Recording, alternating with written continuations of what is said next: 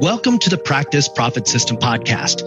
Do you own a cash-based practice? Are you looking to start one? Tired of working endless hours and still not making enough money? Want to fire your insurance company? Then you're going to love our podcast. Each episode is full of insights and proven strategies to grow your practice to 7 figures and more, allowing you to take more time off, make more money, and no longer have to take insurance reimbursements. Plus, get a free copy of my book, The Anatomy of a 7-Figure Medical Practice, where I detail my entire journey to creating my own 7-figure practice. Just go to www.srpmedicalmarketing.com/book. You just pay $7.95 in shipping and handling, and you'll also get over $1,197 in free bonuses. That's www.srpmedicalmarketing.com/book. Now, on to our show. Hey everybody, Matt Gillogly here with the Practice Profit System. And today I want to talk to you about why your insurance practice will never grow.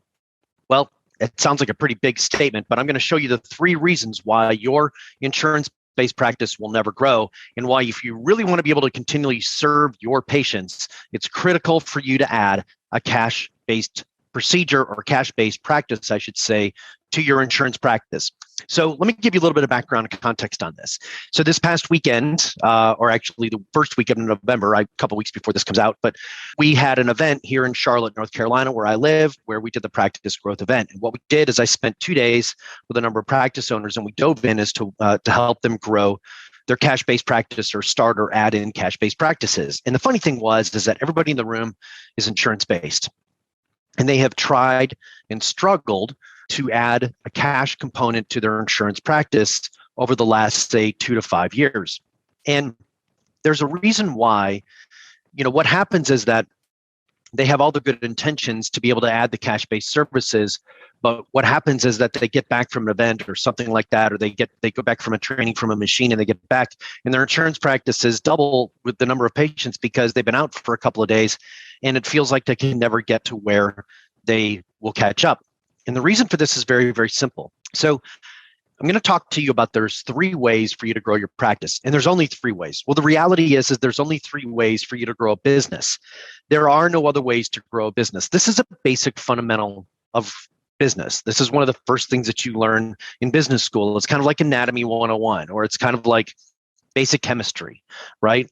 Before you go on to organic chemistry, you have to understand the basic fundamentals. And if you don't understand this basic fundamental, this foundation, the rest of it becomes incredibly challenging and incredibly hard. So there are 3 basic rules and 3 basic, or fundamentals, if you would, to be able to grow a practice. There's only 3 ways to grow a business, I should say, and they apply to growing your practice. So 1, you can grow a practice by getting more new customers. Okay? That's the first way, more new customers. The second way for you to grow a business is to sell more to your existing customers. Okay, so you go and you get more new customers, you sell your existing customers more. And the third thing that you do is that you sell, you raise prices. You basically increase your price. Those are the only 3 ways for you to grow your revenues.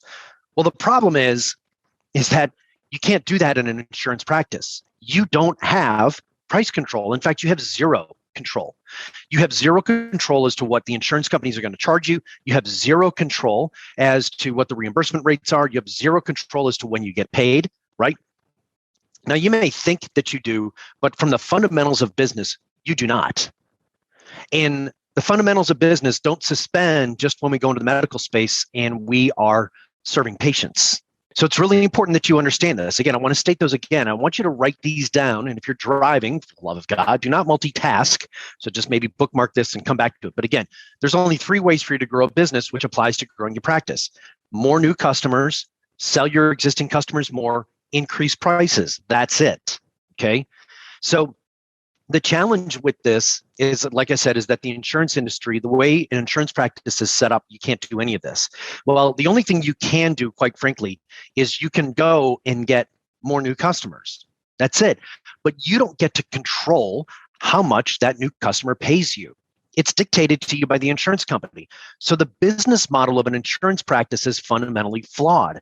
And I'll tell you why it's fundamentally flawed and why this is a major issue for our healthcare in this country. So I want to go down a little bit of a different path here for a second. I get asked this question all the time. Why am I doing this? Why am I working with doctors? And I get asked that question by doctors, and I get asked that question by my friends who are in marketing and business. Because while on the surface, doctors look like they're a great group to work with, you're a little challenging to get a hold of. And you're a little bit slow to make decisions sometimes. But there's a very specific underlying reason why I do what I do. And I suspect my underlying reason is the same reason why you continue to have your own practice or just dream of having your own practice to be able to serve your patients. You probably have your own business or are looking at starting your own practice, I should say, because you want to provide the best care possible to your patients. You feel that you believe better than the insurance companies as to what will make a patient feel better, live without pain, live a life without opioids, whatever, right? Whatever it is. Get rid of their type 2 diabetes, drop 25 pounds, sleep through the night, make love to their wife, make love to their husband, stop peeing in their pants, whatever it is, okay? And you suspect, I'm going to guess, the reason why you do this is you feel that you can do a better job if you are allowed to prescribe, diagnose, recommend treatments that are outside of what the insurance companies deem appropriate. The problem with that is that we know that those appropriate procedures and medications are not always in the best interest of the patient. And so there's a pretty good chance the reason why you're doing what you're doing is that you really, at your heart, want to be able to serve the patient as much as possible. But there is a catch.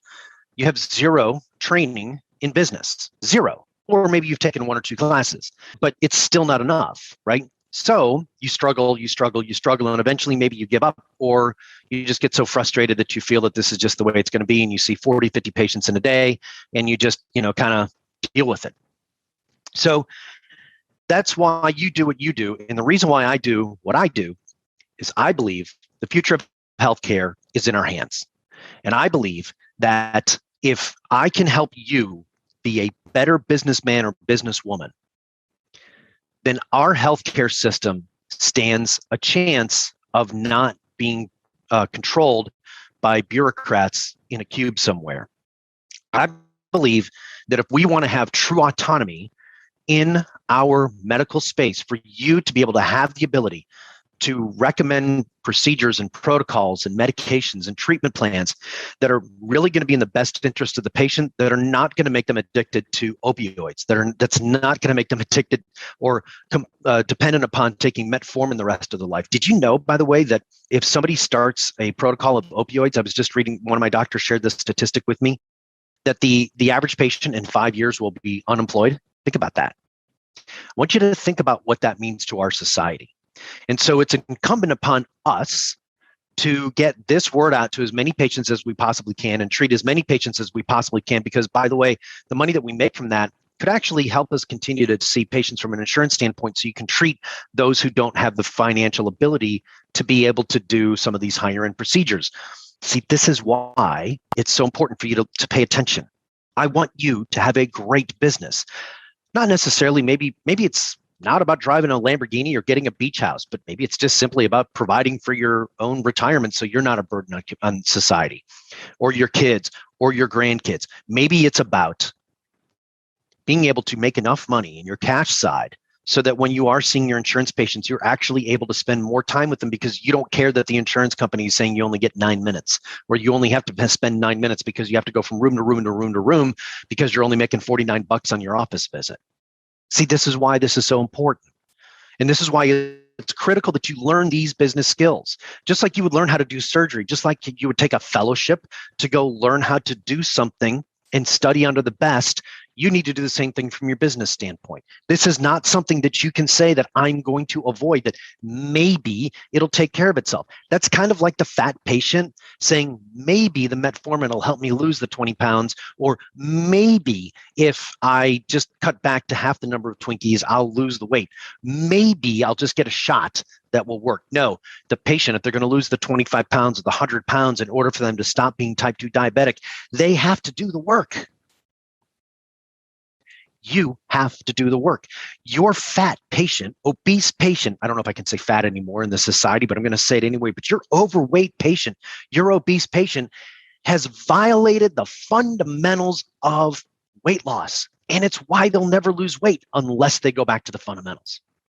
And it's exactly the same reason why your business isn't growing. You are violating the fundamentals of business because you don't understand them. It's that simple.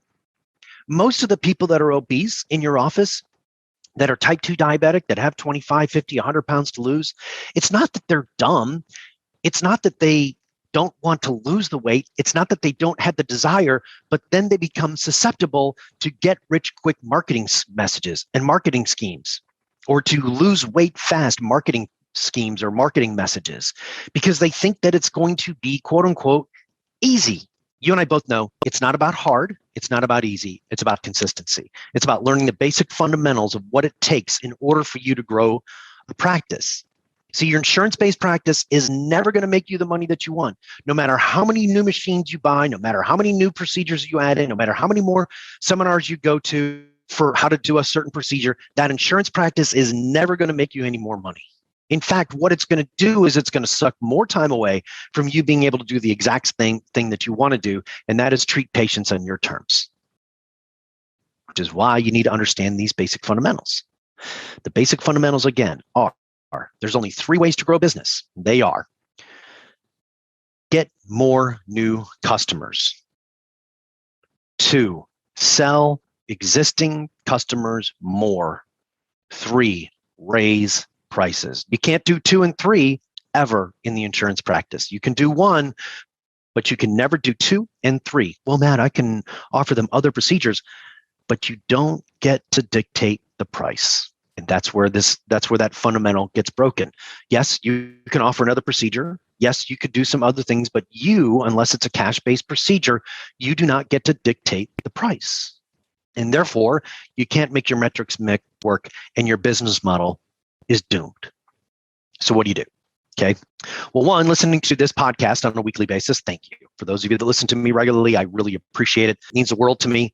It's great to watch the number of subscribers and the number of downloads go up. But more importantly, what I want you to do is I want you to check out our site. We are launching a new program called the Business Mastery Fellowship. There'll be some webinars coming out. You'll see them in your emails. Maybe you've already seen them. I highly recommend that you at least listen more to what we have to say about it. We're going to start working with a small selection of physicians, practice owners, nurse practitioners, people that own their own practices or want to start their own practices. We're going to work with a small group of them every 90 days. And this fellowship is going to be exactly that. It's going to be a type of fellowship. Now, you can't come here to Charlotte. I'm not going to pay you for the fellowship, right? Sometimes, but you're going to be able to learn virtually. And I'm going to take you through the basic fundamentals. It's going to be relatively, quote unquote, inexpensive compared to some of the other things that you pay for.